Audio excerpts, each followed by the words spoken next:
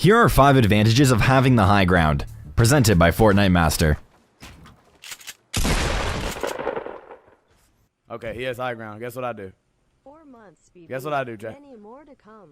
You're the What am I gonna do? player with no Bah! education. Where you going? My high ground now. You say my high ground now? My high ground now, boy. My high ground now? My high ground now. I have the high ground. In a lot of our building guide videos, we've been providing you with strategies to help you get the high ground, but it recently occurred to us that we never actually explained why it's important. For the players that are new to shooting games, they might not necessarily understand. In today's video, we're going to go over the distinct advantages that you get when you have the high ground and why you should never underestimate its power. One of the main advantages that comes with the high ground is better vision and awareness. When you have the ultimate high ground, meaning nobody is above you, you can track everyone's position much easier because they're all below you. You don't have to worry about looking up or getting shot from above. Your only concern is tracking enemies below you and blocking anybody trying to retake height. This is especially important when you're fighting more than one person at a time. Looking down is much more natural too. You can shoot, build to maintain height, and track opponents all while looking down. If you're on the low ground, it's much more difficult to track all of the players around you because they can come from so many different angles. Imagine a 2v1 situation in which somebody is pushing into your turtle from the side while another player is spraying you from above. This situation is much harder to overcome than if they were both below you spraying or trying to build up and retake height. When you have the high ground, both players are forced to engage from below, making it easier to maintain good vision and awareness. High ground also lets you control the pace of the fight. You have the unique option to drop down and surprise somebody below you. Think about how much faster it is to fall than to build up 3 stories. And if somebody wants to engage you, they have to put in a lot more effort, like waiting for you to peek, building to retake height, or trying to knock you down. In all 3 of these situations, however, the person with the high ground can make a different play to counter the person on the low ground. The control lies almost completely with the person that has height, while low ground forces you to react a lot more to the decisions of the person with height. Piggybacking off the last point, high ground lets you choose and control the peeking angles. Low ground peeks can be effective, but the player with the height has to either peek or leave themselves exposed for the low ground player to get a shot. The decision of which angle to peek and how to peek it belongs to the player on the high ground. They can choose to peek at any angle, or even make new angles with edits.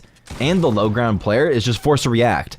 That's why it might seem extremely difficult to play low ground against a player who knows what they're doing, because a good player knows exactly how to protect themselves and pick and choose their peeks. High ground lets you control peaks and pace of the fight, but it also provides you superior peek angles. It's much easier to land headshots looking down on somebody than it is looking up. Looking down on a player, their head will be a big part of their hitbox, making it easier and more likely for you to land those headshots. This does not mean that other players won't be able to shoot back at you when you peek, but rather it should be easier for you to land headshots and deal more damage. If you peek from predictable angles, any good player is going to trade back for some decent damage, even if you have high ground. That's why you need to take advantage of the control that high ground gives and be creative and unpredictable with your peeks.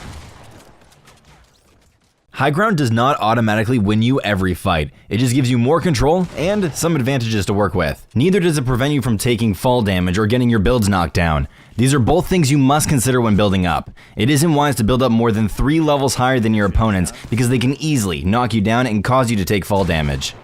Oh my god. Planes are also more likely to attack, knock out, or even dive bomb players on high ground. There is not much you can do to prevent this, but there are 2 pretty good ways to counter it. The first is to continually build walls until the plane is close enough to hijack, or you can simply drop down and reposition to avoid aggro planes. High ground doesn't prevent you from getting sniped or third-partied either. In fact, you're more likely to get third-partied while on high ground because you're probably the first person that third parties will see. You can, however, accommodate by covering yourself from all angles when you're peeking or camping for long periods of time. You can also move and or jump when you expose yourself to take shots.